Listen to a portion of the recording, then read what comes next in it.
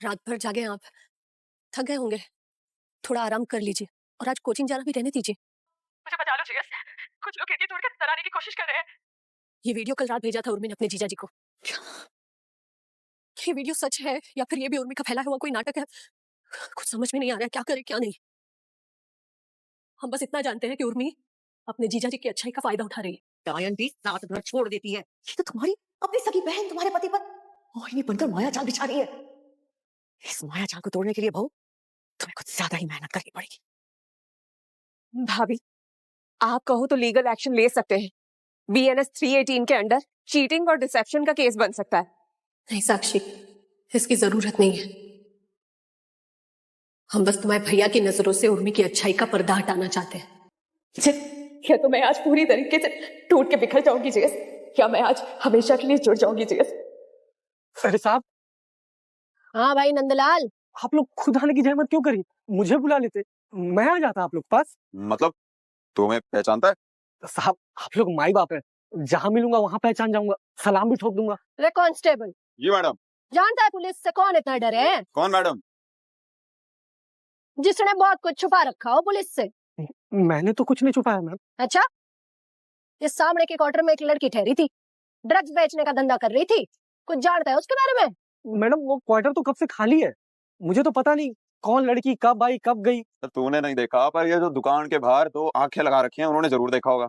आंखें? रे सीसीटीवी की बात कर रहे हो बावड़ी, पूछ। अच्छा दिखा रे, टाइम तो पूछ ले। टाइम मैडम, टाइम 11:45 PM कल। रे ठहर जा, जूम मार इस लड़की पे। जी मैम। रे ये फुटेज चाहिए मन्ने। पढ़ दे इसमें। बड़ी मदद की है तूने कानून की, सरकार से इनाम दिलाएंगे तन्ने। शुक्रिया मालिक, शुक्रिया। अब तू कुछ ना पिलाएगा? चाय पीजिए ना, चाय पिलाता हूँ। ले आ फिर। रोहित, चाय लाना। अभी मिल गया पता। 11:15 को तुम्हारे भैया को उर्मी ने वो वीडियो भेजा है जिसपे खिड़की तोड़कर गुंडे अंदर आने की कोशिश कर रहे हैं, और 11:50 को ये लड़की आराम से रिक्शा पकड़कर कहीं जा रही है। उर्मी का छूट पकड़ा गया भाभी, अब आगे क्या करना है? ये आप सही नहीं करेंगे दीदी। दीदी देखा अपनी चिठानी करो, हाथी पर बनाई तो कैसे गुंजन ज्योति बनी ज्वाला। देखो देखो, अपनी गलती सुधार रहे हैं। हमें समझ आ गया है कि उर्मी को देवी नगर वाले क्वार्टर में भेजकर हमने बहुत गलत किया।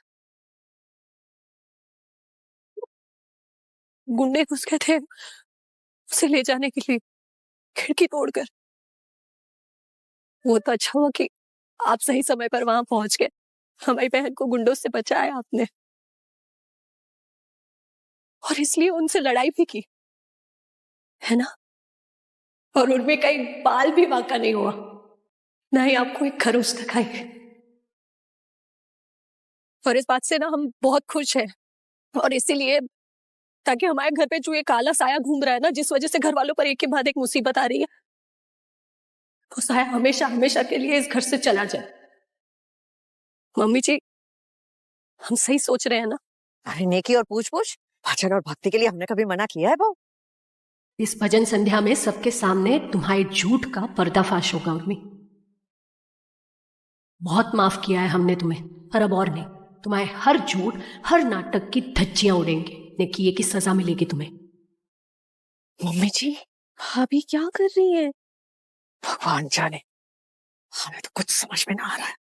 हम बिल्कुल सही कर रहे हैं ना? उर्मी की इतनी फिक्र लगी रहती है ना हमें, इसे अपने हाथों से खाना खिलाया है, गुड़िया की तरह हमेशा सजाया है, तभी तो इसकी एक आवाज पर दिल्ली दौड़ गए थे इसे बचाने के लिए, और यहाँ इस घर में ले आए। घर में खिड़की तोड़कर गुंडे घुस गए। हाँ ऐसा ही हुआ था। पर तुम तो कितनी लकी हो कि बिल्कुल सही समय पर तुम्हारे जीजा जी पहुंच गए तुम्हारी जान बचाने, गुंडों से लड़े सिर्फ तुम्हारे लिए।